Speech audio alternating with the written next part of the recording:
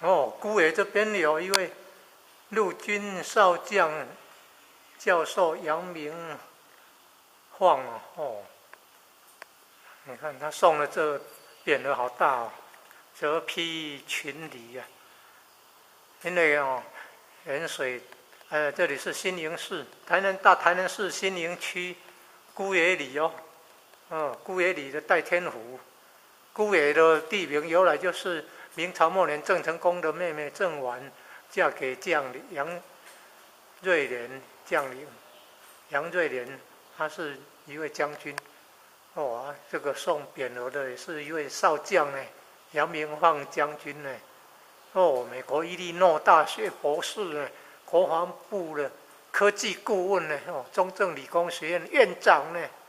哦，中正理工学院院长原来是这个大台南市新营区姑爷庄这边的人，又是郑成功的算妹婿了，买婿哈。杨瑞莲将军的后代呢，哦，还是做到将军的呢，杨明晃将军呢，县的呢。